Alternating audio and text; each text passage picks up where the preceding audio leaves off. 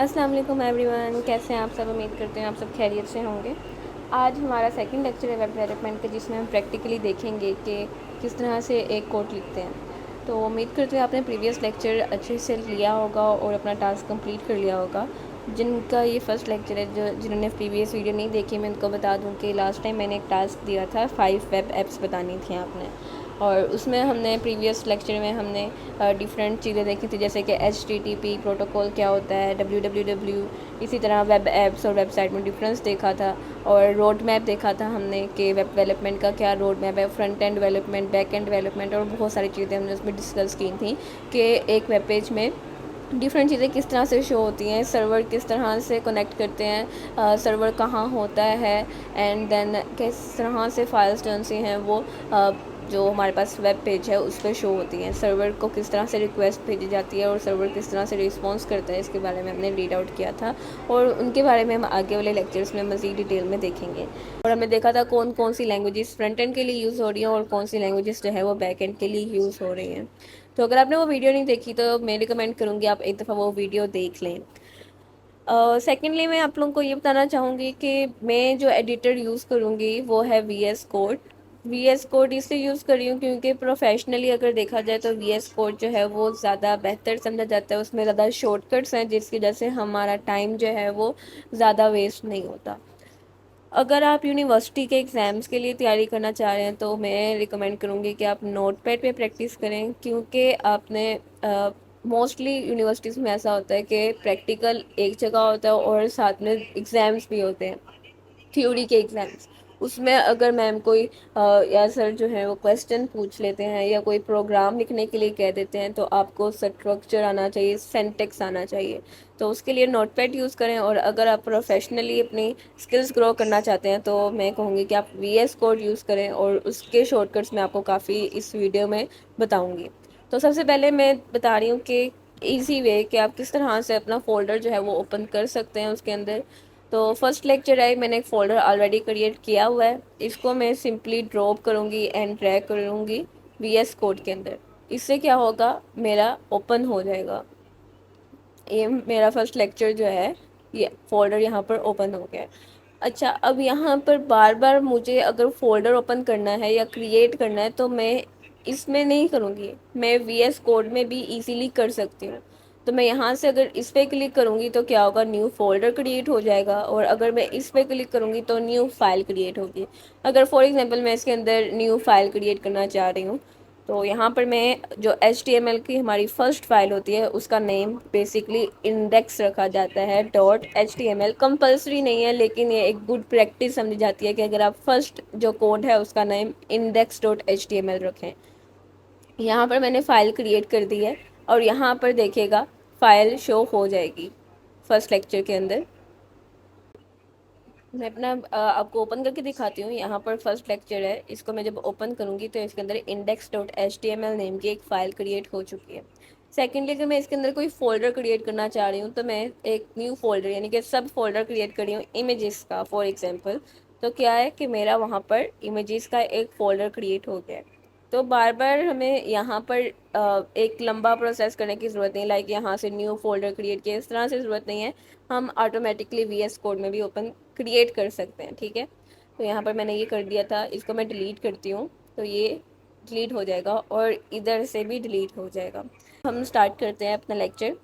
First code जो है, अगर आप प्रोफेशनली क्रिएट करना चाह रहे हैं तो Shift 1 like exclamatory mark press करें तो पूरा स्ट्रक्चर जो है वो ड्रॉ हो जाता है। तो मैं भी शॉर्टकट यूज़ नहीं करने वाली, मैं आपको एक दफ़ा लिख के दिखाना चाहती हूँ कि किस तरह से लिखते हैं। तो यहाँ से मैं रेज कर देती हूँ यहाँ तक। फर्स्ट लाइन क्या रिप्रेजेंट करी है, डॉक टाइप HTML हमारे पास पता है कि लेटेस्ट वर्जन जो HTML का है वो 5 है। बहुत से ब्राउज़र्स जो हैं वो HTML5 को सपोर्ट नहीं करते बाय डिफ़ॉल्ट। तो उनको बताने के लिए कि जो ये डॉक्यूमेंट है ये कौन से वर्जन का है, तो हम अगर HTML5 का है तो हम बताते हैं इसके ज़रिए से ब्राउज़र को कि ये डॉक्यूमेंट जो है वो HTML5 में लिखा गया है, ठीक है। बहुत से ब्राउज़र्स हैं जो HTML5 को बाय डिफ़ॉल्ट पे सपोर्ट नहीं कर रहे। इसको सर्च आउट कीजिएगा कि कौन कौन से ब्राउज़र्स कहाँ किसको सपोर्ट कर रहे हैं। इसकी एग्जांपल जो है आप W3 स्कूल में देख सकते हैं। वहाँ पर उन्होंने बताया होता है कि जो टैग्स हैं या जो भी चीज़ें हैं वो नीचे ज़रूर बताते हैं कि कौन कौन इन टैग्स को सपोर्ट करता है। HTML5 को कौन सपोर्ट करता है ये आप ढूंढ के बताएंगे कि HTML5 को भी कौन सपोर्ट नहीं कर रहा। टास्क है हमारा HTML5 को भी कौन सपोर्ट नहीं कर रहा, ये आपने मुझे कमेंट सेक्शन में बताना है। देन हमारे पास क्या है, हमारे पास हेड टैग यूज़ करेंगे।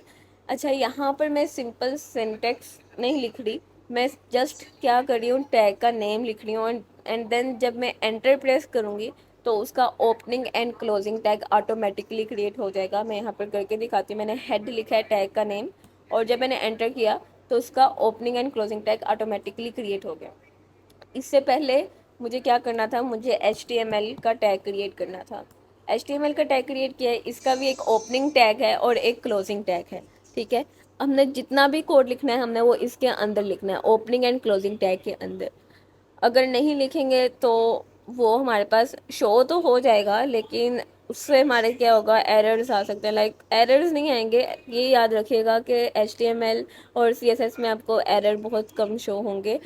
आपको आउटपुट नहीं मिल रही होगी, आपको ये जैसे डिफरेंट लैंग्वेजेस हैं उसमें बता दिया जाता है, इस तरह नहीं बताया जाएगा। इसमें कंपाइलर बताता नहीं है कि क्या एरर आया है, आपको खुद फाइंड आउट करने की ज़रूरत होती है। देन यहाँ पर मैं हेड टैग यूज़ करूँगी। हमारे पास दो मेजर टैग हैं, हमारे पास हेड और बॉडी। ठीक है, तो यहाँ पर हेड टैग आएगा एंड देन आएगा बॉडी टैग। ठीक है, अब हेड टैग के अंदर क्या चीज़ें आती हैं, हेड हमारे पास डाटा अबाउट डाटा, लाइक हम इसमें बताते हैं कि हमारे पास जो वेबसाइट है या वेब पेज है उसके बारे में जितनी भी इंफॉर्मेशन है हम वो इसमें दे रहे होते हैं। लाइक इसमें एक चीज़ है जो यूज़र को भी नज़र आती है, डेट इज़ टाइटल। टाइटल हमारा क्या होता है, फॉर एग्जांपल मैं आपको अभी देख कर दिखाती हूँ एंड देन मैं आपको वेब ब्राउज़र पर रन करके दिखाऊंगी। My first page. ठीक है, इसको हम रन करके देखते हैं। सबसे पहले सेव करेंगे डॉक्यूमेंट को एंड देन यहाँ पर open with live server. Open with live server आपके ऑप्शन नहीं आ रहा होगा क्योंकि मैंने एक्सटेंशन ऑलरेडी इंस्टॉल की हुई है लाइव सर्वर की। आप सिंपली यहाँ पर सर्च कर लेना लाइव एंड देन आपको शो हो जाएगा ये लाइव सर्वर, और यहाँ से इंस्टॉल का ऑप्शन होगा, इंस्टॉल कर लीजिएगा। मैंने ऑलरेडी इंस्टॉल की हुई है, इस वजह से मैं इंस्टॉल नहीं कर रही। देन वापस आते हैं और इसको रन करते हैं, ओपन विद लाइव सर्वर, और ये रन हो गया। अब ये देखें टाइटल जो है माय फर्स्ट पेज ये नज़र आ रहा है। बाकी हेड में जितना भी हम लिखेंगे वो यूज़र को नज़र नहीं आ रहा होगा। हेड में हम बेसिकली क्या चीज़ें लिखते हैं यहाँ पर, बल्कि मैं लिख कर दिखाऊंगी सब, हेड इन HTML। तो यहाँ पर सबसे पहला आया head element is a container for Meta data, means data about data, and is placed between HTML tag and body tag. HTML metadata is data about the HTML document. Metadata is not displayed as a। तो in brief मैं आपको ये बता देती हूँ कि हमारे पास head जो है उसमें क्या होता है, हम जितनी भी इंफॉर्मेशन देते हैं वो ह्यूमन को नज़र नहीं आती, यूज़र को नज़र नहीं आती। वो सिंपली कंप्यूटर के लिए होती है, ब्राउज़र्स के लिए होती है कि हमारी जो वेबसाइट है उसको किस तरह से डिस्प्ले करना है। तो यहाँ पर हमारे पास जैसे कि हमारे पास इसके अंदर हम टाइटल लिखते हैं, हमने टाइटल का टैग ऐड करके देखा है। स्टाइल हम कब ऐड करते हैं, जब हमने CSS अपनी अप्लाई करनी होती है। लिंक भी हम यूज़ करते हैं, लिंक हम कब यूज़ करते हैं, जब हमने आउटसाइड यानी कि एक्सटर्नल CSS की फ़ाइल या एक्सटर्नल बूटस्ट्रैप की फ़ाइल या कोई और फाइल जो है वो ऐड करनी हो तो हम लिंक का टैग यूज़ करते हैं, या अपने जो फ़ॉन्ट हैं वो यूज़ करने हों। इसके अलावा जो स्क्रिप्ट का टैग है ये हम किस लिए यूज़ करते हैं, ये हम जावा स्क्रिप्ट ऐड करने के लिए यूज़ करते हैं। एंड देन बेस टैग है और मेटा टैग है। मेटा टैग जो है यहाँ पर जब मैंने शॉर्टकट लिख कर दिखाया था आपको तो उसमें बताया था कि मेटा आता है। रुके मैं आपको बल्कि दिखा देती हूँ दोबारा, आई थिंक इन्होंने लिखा होगा, नहीं लिखा हुआ, ये है मेटा। मेटा का इसमें ये चीज़ आ जाती हैं, अगर हम सिंपल एक्सक्लेमेटरी मार्क प्रेस करते हैं तो हमें नज़र आ जाती हैं ये चीज़ें बाय डिफ़ॉल्ट खुद ही लिखी हुई। तो यहाँ पर जो हमारे पास ये है कार सेट मतलब करेक्टर सेट UTF-8, ये बताता है कि हमारे पास कितने करेक्टर सेट यूज़ होगा। और बेसिकली जो HTML यानी कि वेबसाइट की फाइल्स होती हैं, अगर आप उनको चेक करना तो उस पर लिखा होता है UTF-8। ठीक है, उसके बाद हमारे पास कीवर्ड्स फॉर सर्च इंजन आ जाते हैं, लाइक नेम कीवर्ड्स है, कंटेंट क्या होगा उसके अंदर, यानी कि जो सर्च इंजन ऑप्टिमाइजेशन SEO करते हैं उनको इसके बारे में ज़्यादा अच्छे से पता होगा कि हमारी वेबसाइट कब नज़र आएगी यूज़र्स को, वो कब कब हमारी वेबसाइट को देख सकते हैं।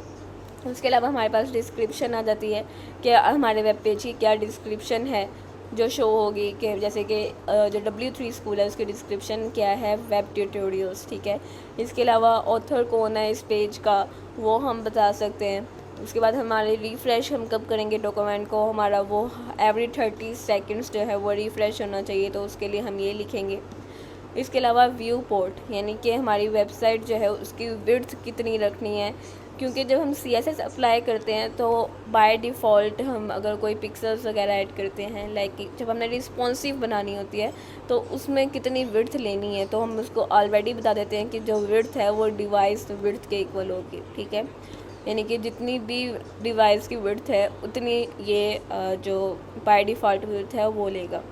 और इनिशियल स्केल 1.0 हम बता देते हैं।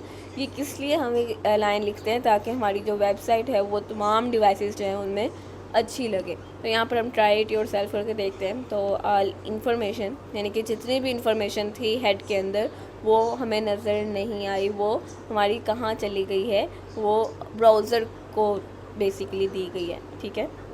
तो यहाँ पर सिंपल क्या डिस्प्ले हो रहा है, जो हमने बॉडी में लिखा था। और जैसे मैंने आपको पहले ही बताया है कि हेड के अंदर जितना भी लिखा है वो सिंपल सिर्फ ब्राउज़र के लिए, वो यूज़र्स को नज़र नहीं आता, ठीक है। उसके बाद हमारे पास जो है, उसके बाद हमारे पास है यहाँ पर इन्होंने व्यू पोर्ट के बारे में मज़ीद इन्फॉर्मेशन भी दी हुई है, अगर आप चाहो तो रीड आउट कर सकते हो। वैसे मैंने बेसिक बता दिया है, जैसे width is equal to device width क्या है, ये सेट करता है width of the page to follow the screen width of the device. उसके बाद initial scale sets the initial zoom level when the page is first loaded by the use browsers, ठीक है। तो यहाँ पर हम एक एग्जांपल देखते हैं जो इन्होंने दी हुई है कि अगर हम view port Meta tag add करते हैं तो क्या डिफरेंस नज़र आता है, और अगर हम view port Meta tag add नहीं करते तो क्या हमारी वेबसाइट पे डिफरेंस, यानी कि क्या अफेक्ट पड़ता है। तो यहाँ पर एक एग्जांपल इन्होंने दिए है व्यू पोर्ट मेटा टैग के साथ और एक दिए है विदाउट, ठीक है। तो यहाँ पर हम सबसे पहले देखते हैं विद मेटा टैग क्या है। क्योंकि मैं लैपटॉप पे हूँ, मोबाइल नहीं है मेरे पास अभी, तो मैं इसको क्या कर सकती हूँ, मैं इंस्पेक्ट में जाके इसको ओपन करूँगी और यहाँ पर देखें अगर हम इसकी विड्थ इतनी रखते हैं तो क्या डिफरेंस आता है, और इसको भी इसी लेवल पे रखते हैं ताकि डिफरेंस नज़र आए।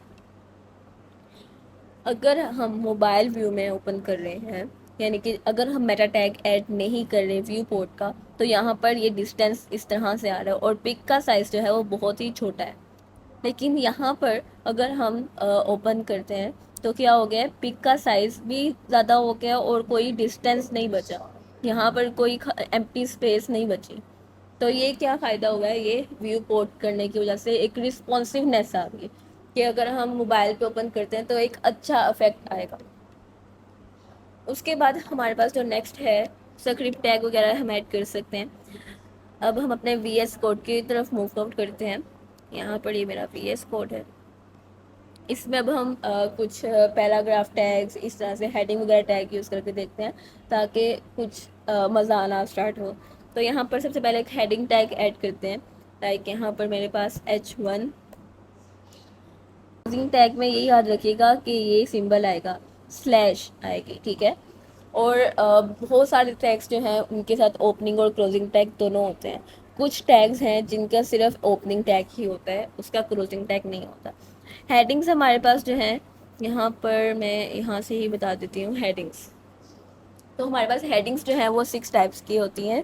हमारे पास H1 जो है वो सबसे बिगेस्ट हेडिंग होती है, और जैसे ही हम हेडिंग्स H1 से H6 तक हैं, तो अगर हम H2 यूज़ करते हैं तो वो हेडिंग 1 से छोटी होगी, और H6 जो है वो सबसे स्मॉलेस्ट हेडिंग होती है, ठीक है। तो मतलब ये डिसेंडिंग ऑर्डर में जा रही होती है हेडिंग्स, जैसे जैसे हम 1 से 6 की तरफ मूव करते हैं। HTML headings are defined with the H1 to H6 tags. H1 defines the most important heading और H6 जो है वो least important heading के लिए यूज़ होता है। तो यहाँ पर इसके एग्जांपल है, इसको हम कॉपी पेस्ट कर लेते हैं। यहाँ पर मैंने इसको पेस्ट कर दिया और अब इसको रन करके देखते हैं। सबसे पहले क्या करेंगे, सेव करेंगे एंड देन इसको रन करेंगे। तो यहाँ पर हमारे पास my first heading, heading 1, heading 2, heading 3, heading 4, जिस तरह हमारी यानी कि 1 2 3 इंक्रीज होती जा रही है, उस तरह हमारी हेडिंग्स जो हैं वो डिक्रीज होती जा रही हैं, ठीक है। यानी कि उनका साइज़ जो है वो स्मॉलेस्ट होता जा रहा है। तो ये हमारे पास 6 हेडिंग्स हैं। हेडिंग 1 हम मोस्टली तब यूज़ करते हैं जब हमने बहुत important content in important heading बतानी हो, और हेडिंग 6 हम तब यूज़ करते हैं जब हमने लीस्ट इंपॉर्टेंट चीज़ बतानी है। उसके बाद हमारे पास है पैराग्राफ टैग, ठीक है। यहाँ पर इसको थोड़ा सा रिमूव करते हैं, बल्कि रिमूव नहीं करते, नेक्स्ट रिमूव करते हैं। यहाँ पर मैंने पैराग्राफ टैग ऐड किया है, इसके भी ओपनिंग एंड क्लोजिंग टैग है। पैराग्राफ टैग में हम लिख देते हैं इट्स माई फर्स्ट पैराग्राफ, ठीक है। तो यहाँ पर ये लिख दिया मैंने इट्स माई फर्स्ट पैराग्राफ, और इसको सेव करेंगे एंड देन रन करके देखते हैं। गैस करिएगा कि क्या जो मैं रन करूँगी उसके बाद जो मेरा इट्स माई फर्स्ट पैराग्राफ है ये कहाँ डिस्प्ले होगा? क्या ये हेडिंग 6 के सामने डिस्प्ले होगा या नीचे होगा? खैर मैं अब रन करके दिखाती हूँ। आप पॉज करिएगा वीडियो को एंड देन थोड़ा सा सोचिएगा। यहाँ पर ओपन विद लाइव सर्वर किया और ये नीचे नज़र आया। अच्छा, यहाँ पर एक इम्पॉर्टेंट चीज़ मैं बता दूँ कि हमारे पास जो टैग्स हैं इनका अपना स्कोप होता है, जो एलिमेंट्स हैं इनका अपना स्कोप होता है। अब स्कोप क्या होता है? हमारे पास ब्लॉक लेवल स्कोप होता है और वर्ड से इनलाइन स्कोप होता है, ठीक है। ब्लॉक वर्ड से इनलाइन। अब ये हमारे पास क्या है?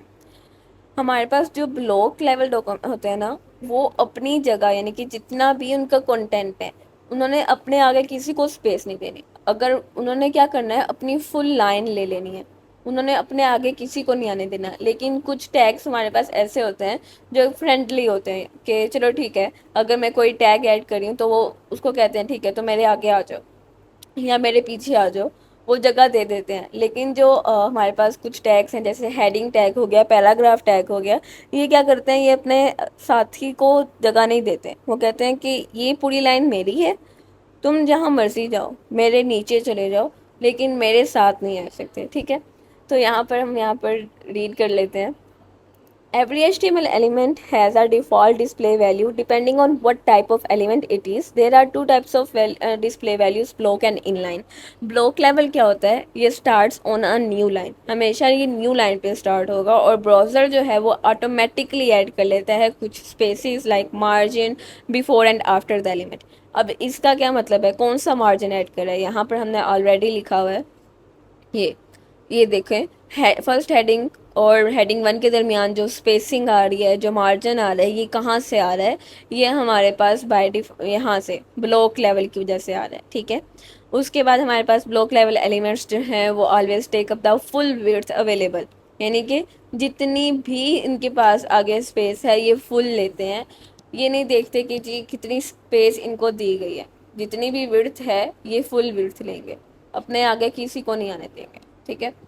उसके बाद हमारे पास क्या कह रहे हैं, two commonly used block elements are P and div, ठीक है। हेडिंग टैग भी है, लेकिन डिव एलिमेंट्स अभी मैं आपको बताऊंगी डिव क्या है। ये एक ब्लॉक बना देता है कि यानी कि डिब्बा बना देता है इसके अंदर। मैं आप लोगों को अभी सारा एक्सप्लेन करूंगी अच्छे से। उसके बाद यहाँ पर इन्होंने कुछ एग्जांपल्स दी हुई हैं कि हमारे पास ब्लॉक कौन से हैं, और इनलाइन हमारे पास एलिमेंट्स कौन से होते हैं जो एक न्यू लाइन से स्टार्ट नहीं होते। उनको जहाँ जगह दे दी जाती है वो उधर ही जगह ले लेते हैं, और सिर्फ उतनी जगह लेते हैं, उतनी विड्थ यूज़ करते हैं जितनी उनको ज़रूरत होती है। और जो ब्लॉक लेवल एलिमेंट्स हैं वो नहीं देखते उनको कितनी ज़रूरत है, वो कहते हैं जी जहाँ मुझे दे दिया मुझे पूरी जगह चाहिए, मेरे साथ कोई शेयर नहीं कर सकता, जबकि ये अपनी जगह शेयर करते हैं दूसरों के साथ। अच्छा, यहाँ पर ना हमारे पास दो तरह के टैग्स आ जाते हैं, ठीक है, ब्लॉक लेवल और इनलाइन। हमने ब्लॉक लेवल तो पढ़ लिए कि ये ब्लॉक लेवल है, लेकिन इनलाइन एलिमेंट्स कौन से हैं? हम यहाँ पर अब इनलाइन एलिमेंट्स को देखते हैं, यानी कि इनलाइन टैग्स कौन से हैं उनको देखते हैं, ठीक है। तो यहाँ पर मैं ए टैग ऐड कर रही हूँ। ए टैग बेसिकली क्या है, इसको एंकर टैग कहते हैं। एंकर टैग क्या करता है कि हम आपने देखा होगा अक्सर वेबसाइट्स में क्या होता है कि लिंक दिया होता है कि यहाँ पर क्लिक करोगे, जैसे try it for your self है, क्या हुआ, इस पर क्लिक किया तो एक न्यू वेब पेज ओपन हो गया जिस पे ये एग्जांपल ऑलरेडी रन हो रही है। इसी तरह कुछ लोग होते हैं जो यूट्यूब चैनल का लिंक दे देते हैं या अपना गूगल का लिंक दे देते हैं।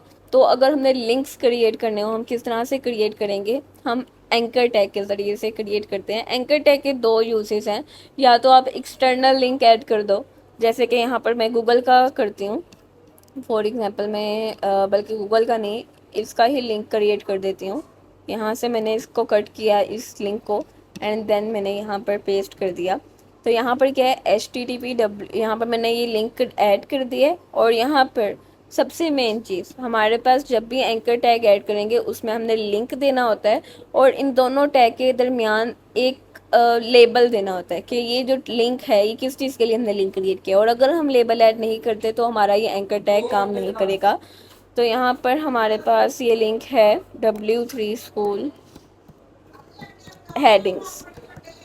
तो यहाँ पर W3 स्कूल हेडिंग का मैंने एक एंकर टैग क्रिएट कर दिया है, 3 स्कूल हेडिंग, ठीक है। तो W3 स्कूल हेडिंग जो है ये मेरे पास एज अ लेबल काम करेगा, और जब मैं इस पर क्लिक करूँगी तो मेरे पास ये पेज ओपन होगा। तो इसको रन करके देखते हैं। तो यहाँ पर मैं इसको ओपन विद लाइव सर्वर कर रही हूँ। वैसे बार बार मुझे ओपन विद लाइव सर्वर करने की ज़रूरत नहीं है, मैंने एक दफ़ा ओपन करी तो मैं इसको रीलोड कर सकती हूँ। तो यहाँ पर ये हेडिंग आ रही है मेरे पास, इसको मैं ओपन करूँगी तो मेरे पास वो पेज ओपन हो गया। अब एंकर टैग के भी आगे से चीज़ें आ जाती हैं कि आप उसी पे ओपन करवाना चाहते हो या न्यू में ऐड करवाना चाहते हो, तो उसके बारे में हम आहिस्ता आहिस्ता डिस्कस करेंगे। उस वीडियो को फिर हम यहाँ पर ही ख़त्म करते हैं, और नेक्स्ट वीडियोस में देखेंगे एंकर टैग को और इनलाइन एलिमेंट्स को मज़ीद डिटेल्स में। तो आज के लिए इतना काफ़ी है, आप प्रैक्टिस कीजिएगा। मिलते हैं नेक्स्ट वीडियो में, तब तक के लिए अल्लाह हाफ़िज़।